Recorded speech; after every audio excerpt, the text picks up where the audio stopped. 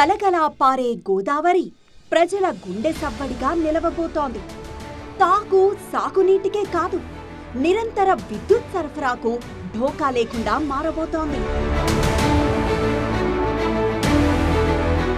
ఎండిన నేలకు ఊపిరిగా, దప్పిక తీర్చే భగీరథల, నేల తల్లి నుదుట సింధూరంగా నిలిచేలా పోలవరం వరం కాబోతోంది. 7.2 లక్షల ఎకరాలకు అదనపు సాగునీరు, 960 మెగావాట్ల విద్యుత్తు. కీలక దశకు పోలవరం నిర్మాణ పనులు.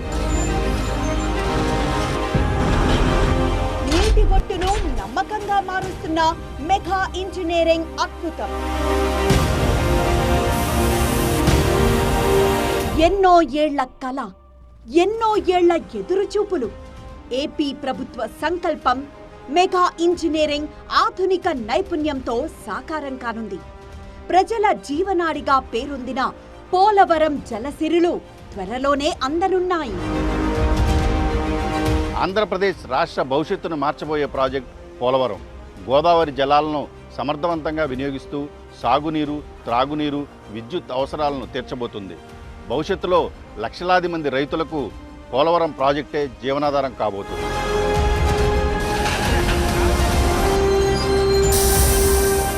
సాగునీటి ప్రాజెక్టుల నిర్మాణంలో అద్భుతం. దశాబ్దాల నాటి కలకు ఒక రూపం. తుది అంకానికి చేరుకున్న బాహుబలి కట్టడం.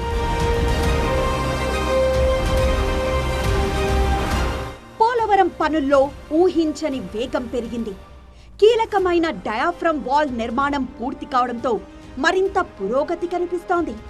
2027 ఖరీఫ్ నాటికి నీళ్లందించాలన్న లక్ష్యంతో ప్రభుత్వం ముందుకు సాగుతోంది.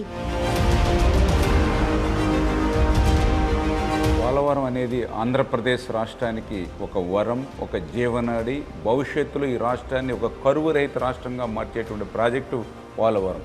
పోలవరానికి ప్రభుత్వం ఇస్తున్నటువంటి ప్రాధాన్యత మనందరికీ అర్థమవుతుంది. ఆ రోజే చాలా క్లియర్గా చెప్పారు, ఒక ప్రణాళికాబద్ధంగా 2027 కల్లా పోలవరాన్ని పూర్తి చేయాలనేటువంటి లక్ష్యం నిర్దేశించినటువంటి చంద్రబాబు నాయుడు గారి లక్ష్యం నెరవేరేటువంటి విధంగా ఈరోజు పనులు జరుగుతూ ఉన్నాయి.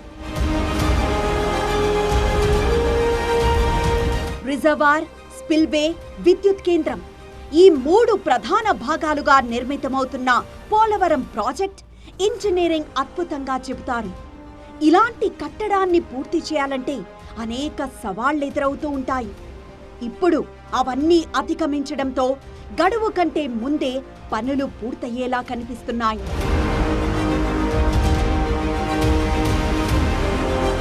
ఎన్నో ప్రత్యేకతలు కలిగిన ఈ ప్రాజెక్టులో అతి ముఖ్యమైనది స్పిల్వే.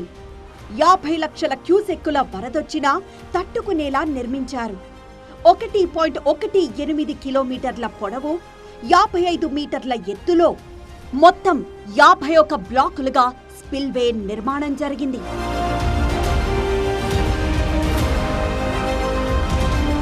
ప్రస్తుతం నేను పోలవరం ప్రాజెక్టులో అత్యంత కీలకమైన స్పిల్వే వద్దున్నాను. ప్రపంచంలోనే అత్యధికంగా 50 లక్షల క్యూసెక్కుల వరద నీటిని విడుదల చేయగలిగే సామర్థ్యం ఈ స్పిల్వే ప్రత్యేకత.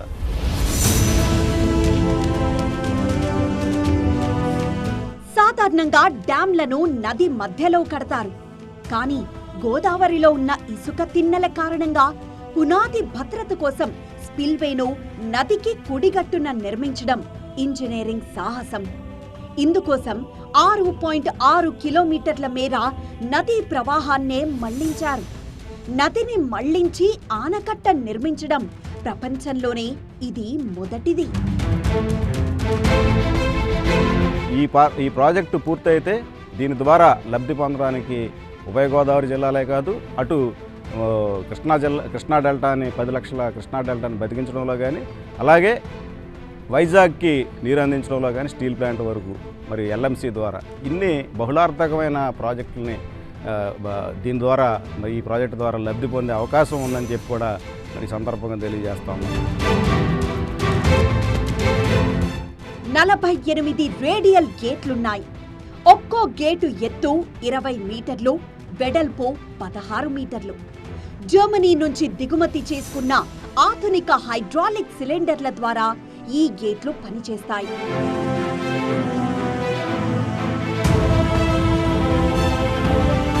ఒక్కో పవర్ ప్యాక్ ఒకేసారి 2 గేట్లను ఆపరేట్ చేయగలదు. అత్యంత సంక్లిష్టమైన ఈ పనులను మెగా సంస్థ సమర్థవంతంగా పూర్తి చేసింది. 1.18 కిలోమీటర్ల పొడవుతో 55 మీటర్ల ఎత్తులో నిర్మించిన ఈ స్పిల్వేలో మొత్తం 48 భారీ రేడియల్ గేట్లు ఏర్పాటు చేశారు. ప్రతి గేటు 16 మీటర్ల వెడల్పు, 20 మీటర్ల ఎత్తు కలిగి ఉండి హైడ్రాలిక్ సిస్టమ్ ద్వారా పనిచేస్తుంది. సాధారణంగా స్పిల్వే నది మధ్యలో నిర్మిస్తారు, కానీ గోదావరి నది ఇసుక నేల కారణంగా పోలవరం ప్రాజెక్టులో స్పిల్వేను కుడివొడ్డు నిర్మించారు. వరద నీటిని మళ్లించేందుకు 6.6 కిలోమీటర్ల మేరకు ఒక నదిని డైవర్ట్ చేయడం అనేది పోలవరం ప్రాజెక్టులో ప్రత్యేకతగా కూడా మనం చెప్పుకోవచ్చు.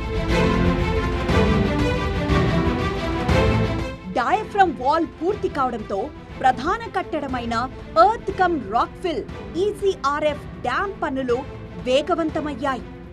దీన్ని ఆనుకొని అటూ ఇటూ జరుగుతున్న ప్రధాన డ్యామ్ నిర్మాణ పనులు మరింత ఊపందుకున్నాయి. డయాఫ్రమ్ వాల్ నిర్మించిన ప్రాంతంలో ప్రధాన డ్యామ్ ను గ్యాప్ 1, గ్యాప్ 2 భాగాలుగా నిర్మిస్తున్నారు. Earth cum rock fill dam gap 1 పనులు త్వరలోనే పూర్తి కానుండగా గ్యాప్ 2 పనులు 2027 జులై నాటికి పూర్తి చేయాలని లక్ష్యంగా పెట్టుకున్నారు. పోలవరం ప్రాజెక్టు పనులు కూడా పూర్తి చేసుకోండి అని ఏదైతే వాళ్ళు ఆదేశాలు ఇచ్చారో దాని ప్రకారమే మెయిన్ డ్యామ్, ఎందుకంటే అత్యంత కీలకమైనటువంటి ECRF మెయిన్ డ్యామ్ని గ్యాప్ 1లో ప్రారంభించాం. 2025 నవంబర్లో ప్రారంభించాం. మరి ఈ సంవత్సరంలోనే ఆ గ్యాప్ 1 ECRF డ్యామ్ను పూర్తి చేస్తామని, అదేవిధంగా ECRF సంబంధించినటువంటి గ్యాప్ 1, గ్యాప్ 2 సంబంధించిన పనులు కూడా యుద్ధ ప్రాతిపదిక మీద చేసుకుంటూ ముందుకెళ్తూ ఉన్నాయి. అదేవిధంగా ఆ ECRF డ్యామ్ కానీ డయాఫ్రమ్ వాల్ కానీ ఇంత త్వరితగతంగా పూర్తవుతుందంటే కారణం అటు వరదల సమయంలో కానీ వర్షాకాలంలో కానీ ఎక్కడ కూడా పనులు నిలపకుండా, అప్పర్ కాపర్ డ్యాము కొంచెం వీక్ అవుతుందని నేను అనుకుంటే దానికి స్ట్రెంగ్త్ కోసం బట్రస్ డ్యామ్ను కూడా 100% మనం పూర్తి చేయడం. వరదలకు ధ్వంసమైన డయాఫ్రమ్ వాల్ ను ఆధునిక హంగులతో 18 నెలల్లోనే నిర్మించారు. 1372 మీటర్ల పొడవున్న ఈ డయాఫ్రమ్ వాల్ రికార్డు స్థాయిలో 440 రోజుల్లో పూర్తయింది. ఈ నిర్మాణ పనుల్లో మెగా ఇంజనీరింగ్ కంపెనీతో పాటు జర్మనీకి చెందిన బావర్ కంపెనీ కూడా భాగస్వామ్యంగా ఉంది. భూగర్భంలో నీరు ఇంకిపోకుండా నిర్మించిన డయాఫ్రమ్ వాల్ వాల్ నిర్మాణంలో అత్యాధునిక ట్రెంచ్ కట్టర్లు, గ్రాబర్ యంత్రాలను వాడారు.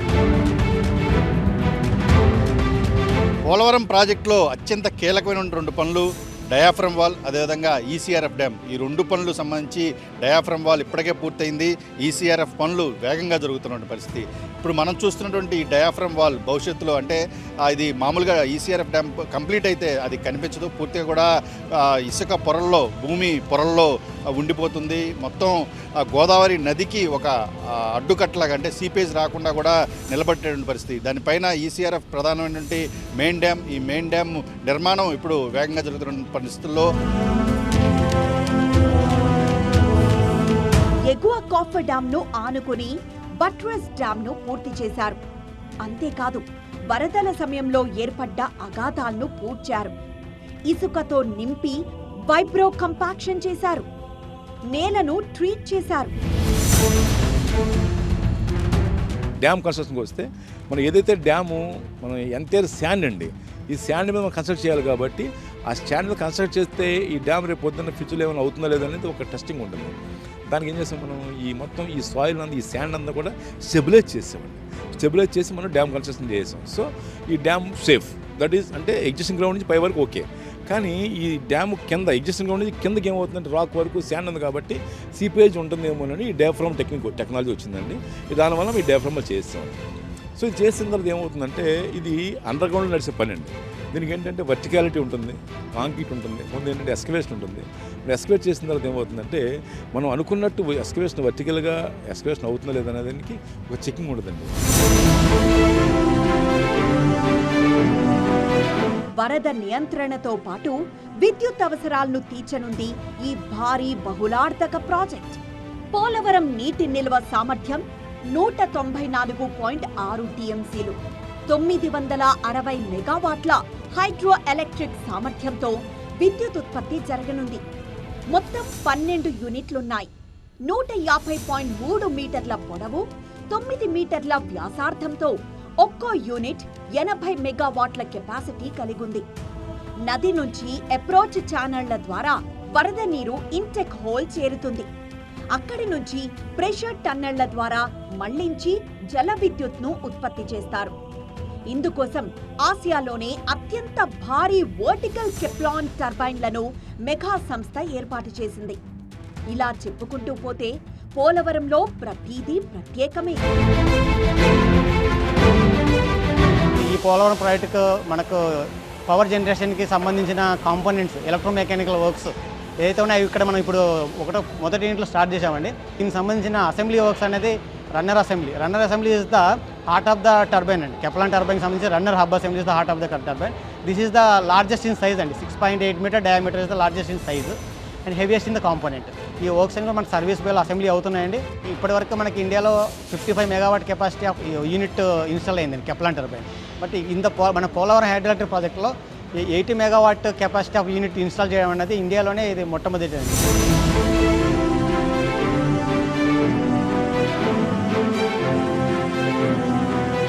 పోలవరం నిర్మాణ సమయంలోనే అనేక జాగ్రత్తలు తీసుకున్నారు. గోదావరి జీవనది కావడంతో అనేక మత్స్య జాతులు పురుడు పోసుకోనున్నాయి. ప్రత్యేకంగా గోదావరిలో ఎదురెత్తుతూ వచ్చే పులుసలకు ఒక ప్రత్యేకత ఉంది. వాటికి ఇబ్బంది లేకుండా ఫిష్ లాడర్ను ఏర్పాటు చేశారు.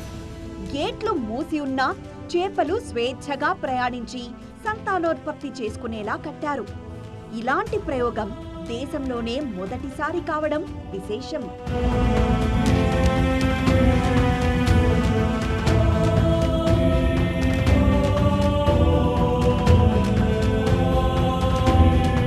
ఏపీ పునర్వ్యవస్థీకరణ చట్టం ప్రకారం పోలవరాన్ని జాతీయ ప్రాజెక్టుగా గుర్తించి కేంద్రం నిధులను విడుదల చేస్తోంది.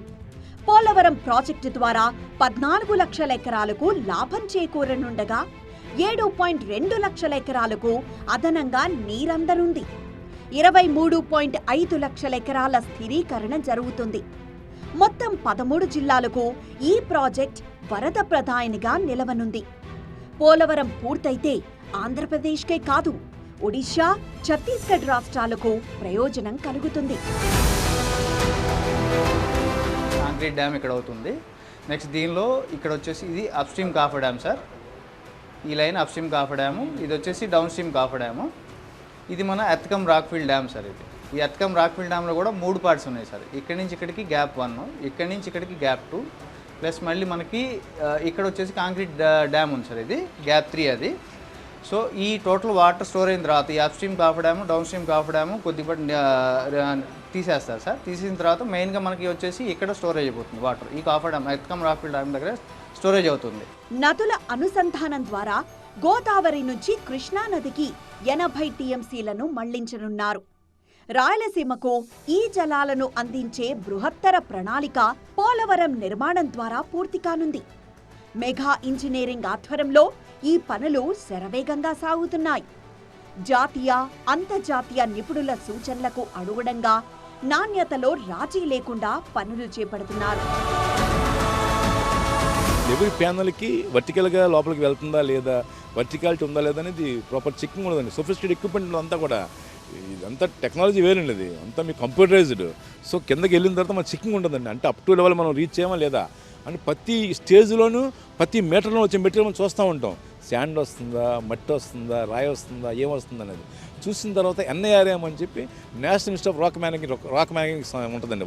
వాళ్ళు ఏం చేస్తారంటే రాక్ వచ్చిన తర్వాత ఇది హార్డ్ రాక్ అని వాళ్ళు డిసైడ్ చేసిన తర్వాత ఆ రాక్లోకి 2 మీటర్లు మనం ఎంబడి చేస్తాం వాళ్ళని. సో ఇంత ప్రికాషన్ తీసుకుంటామండి. ఎప్పటికప్పుడు పోలవరాన్ని సందర్శిస్తున్న కేంద్ర జలశక్తి బృందం అవసరాలకు అనుగుణంగా నిధులను విడుదల చేస్తోంది. ఇటీవలే 1301 కోట్లు విడుదల చేసిన కేంద్రం ప్రాజెక్టుకు నిధుల కొరత లేదని స్పష్టం చేసింది. పనులను సమీక్షించిన సమయంలో 15 నెలల్లోనే తొలి దశ పూర్తి చేయాలని కేంద్ర జలశక్తి కార్యదర్శి కాంతారావు సూచించారు. పోలవరం ప్రాజెక్టు 2 దశల్లో నిర్మాణం కానుంది. వచ్చే ఏడాది మార్చి నాటికే పోలవరం ప్రాజెక్ట్ తొలి దశలో 41.15 మీటర్ల కాంటూర్లో గోదావరి జలాలు నిల్వ చేసేలా పనులు పూర్తి చేయాలన్నది సర్కార్ సంకల్పం. రెండో దశలో 45.72 మీటర్ల వరకు వరద నీటిని నిలుపుకోవాలనుకుంటోంది. కూటమి ప్రభుత్వం వచ్చాక పోలవరంలో ఏడాదిన్నర కాలంలోనే 4,747 కోట్ల విలువైన పనులు చేపట్టారు. గోదావరి జలాలు గ్రావిటీ ద్వారా ప్రవహించి అటు ఉత్తరాంధ్ర జిల్లాల నుంచి పరోక్షంగా రాయలసీమ ప్రాంత ప్రయోజనాలకు కూడా ఇవి ఉపయోగపడతాయి. ప్రధానంగా పోలవరం ప్రాజెక్టు నుంచి కుడికాలువ ద్వారా 173 కిలోమీటర్ల మేరకు కూడా ప్రవహించి 80 టీఎంసీల నీరు కృష్ణానదిలో కలుస్తుంది. దీనివల్ల కృష్ణా డెల్టా ఆయకట్టు స్థిరీకరణ జరుగుతుంది. మరోవైపు చూసుకుంటే 184 కిలోమీటర్ల పొడవున ఎడమ కాలువలో గోదావరి జలాలు ప్రవహిస్తాయి. దీనివల్ల తూర్పుగోదావరి జిల్లా అదేవిధంగా ఉత్తరాంధ్ర జిల్లాలకు 4 లక్షల ఎకరాల్లో అదనంగా సాగునీరు అందుతుంది. ప్రధానంగా చూసుకుంటే విశాఖపట్నం ప్రాంతంలో తాగునీరు అవసరాలు అదేవిధంగా పారిశ్రామిక అవసరాలకు ఈ గోదావరి జలాలు ఉపయోగపడతాయి. ఆంధ్రప్రదేశ్ ముఖ్యమంత్రి చంద్రబాబు నాయుడు కూడా పోలవరం ప్రగతిపై ప్రత్యేకంగా రివ్యూలు నిర్వహిస్తూ పనులను నేరుగా సమీక్షిస్తున్నారు. ప్రజల కలల ప్రాజెక్ట్ త్వరలో సాకారం కానుందని అభయమిచ్చారు. 2027 గోదావరి పుష్కరాల కంటే ముందు పోలవరాన్ని పూర్తి చేసి జాతికి అంకితం చేస్తాం. దీనివల్ల గ్రావిటీతో కృష్ణా నదికి నీళ్లు వస్తాయి. కృష్ణా డెల్టా పూర్తిగా సస్యశ్యామలం అవుతుంది. అటు ఇంకా ముందుకు పోతే విశాఖపట్నం వరకు నీళ్లు వెళ్తాయి. అదే సమయంలో ప్రాజెక్టు ద్వారా నిర్వాసితులైన వారికి పరిహారం అందజేయడంలోనూ ఏపీ ప్రభుత్వం ప్రత్యేక శ్రద్ధ చూపుతోంది. ఇటీవలే 3వ విడతలో భాగంగా 226 కోట్ల చెక్కులను అందజేశారు. మొదటి దశ నిర్మాణంలో 38,060 నిర్వాసిత కుటుంబాలకు గాను 16,291 మందిని తరలించగా 2027 మార్చిలోగా మిగిలిన కుటుంబాలను తరలించనున్నారు. పోలవరం ప్రాజెక్టులో మనం ప్రధానంగా ప్రస్తావించాల్సినటువంటి అంశం పోలవరం నిర్వాసితులకు సంబంధించిన సమస్యలు. వీరి విషయంలో ప్రభుత్వం చాలా సానుకూలంగా వ్యవహరిస్తుందని చెప్పుకోవచ్చు. దాదాపుగా 75 పునరావాస కాలనీలకు సంబంధించి ఇప్పటికే 29 పునరావాస కాలనీలు పూర్తయ్యాయి. మిగిలిన వాటిని కూడా ఈ ఏడాది డిసెంబర్ నాటికి కూడా పూర్తి చేసేందుకు ప్రభుత్వం టార్గెట్ పెట్టుకునే పరిస్థితి కనిపిస్తుంది. దీనికి సంబంధించి ఇప్పటివరకు కూడా 3,500 కోట్ల రూపాయలను ప్రభుత్వం ఖర్చు చేసిన పరిస్థితి కనిపిస్తుంది. మరొక సందర్భం R&R కాలనీలు కావచ్చు, ఇళ్ల స్థలాల కేటాయింపు అదేవిధంగా ఇంటి నిర్మాణానికి సంబంధించిన నిధులు దాదాపుగా గడిచిన 21 నెలల్లోనే 2,000 కోట్ల రూపాయల వరకు కూడా దీనికోసం ప్రభుత్వం కేటాయించింది. వారి ఖాతాల్లో నిర్వాసితుల ఖాతాల్లో ఈ మొత్తం కూడా జమైనటువంటి పరిస్థితి కనిపిస్తూ ఉంది. మొత్తం 75 నిర్వాసిత కాలనీల్లో ఇప్పటికే 26 పూర్తవగా మిగిలిన 49 పునరావాస కాలనీలు ఈ ఏడాది చివరిలోపు పూర్తి కానున్నాయి. ప్రతి నిర్వాసుడి ఇంటి కోసం 3.5 లక్షలను అందించనున్నారు. అంతేకాదు ఆ కాలనీల్లో మౌలిక సదుపాయాలను కల్పిస్తున్నారు. ప్రాజెక్టు ప్రారంభానికంటే ముందే నిర్వాసితులందరికీ న్యాయం చేస్తామని ఇప్పటికే సీఎం చంద్రబాబు హామీ ఇచ్చారు. 2027లో జరగబోయే గోదావరి పుష్కరాలలోపు ప్రాజెక్టు తొలి దశను పూర్తి చేయాలన్న లక్ష్యంతో ముందుకు సాగుతోంది. కేంద్ర ప్రభుత్వం అండతో సిపిజి నియంత్రణ చర్యలతో ప్రాజెక్టు పనులు ఒక్కొక్కటిగా పూర్తవుతున్నాయి.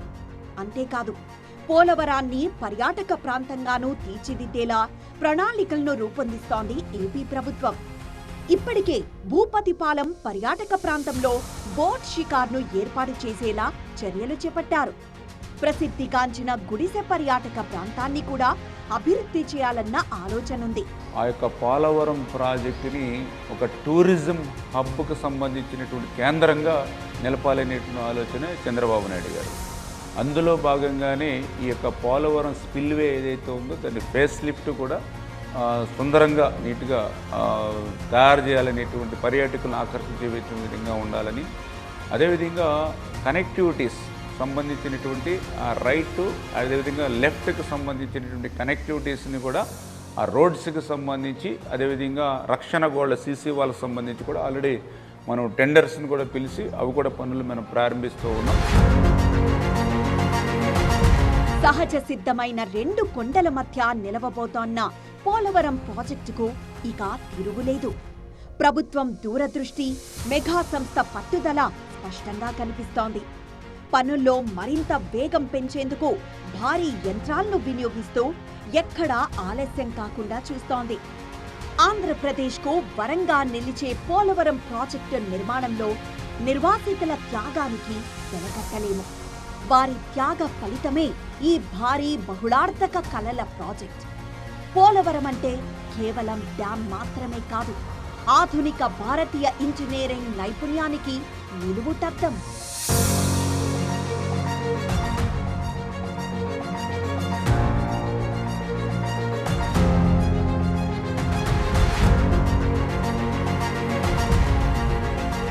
ఏళ్ల తరబడి ఎదురు చూసిన పోలవరం ఇప్పుడు నిజమవుతున్నట్టు కళ. రాష్ట్ర ప్రభుత్వం పట్టుదల, కేంద్ర సహకారం, నిర్మాణ సంస్థ కార్యదీక్ష వెరసి కోట్లాది మంది ప్రజల ఆకాంక్షలకు జలనీరాజనం. పోలవరం పూర్తయితే లక్షలాది ఎకరాలు పచ్చగా మారతాయి. గ్రామాల్లో సంతోషం వెల్లువిరుస్తుంది. పోలవరం ప్రాజెక్టు ఒక డ్యాం కాదు, ఆంధ్రప్రదేశ్ అభివృద్ధికి గీటురాయి. ఇది ఈ వారం reporter special. Camera person దుర్గాతో Ravi, TV 9 Polavaram నుంచి.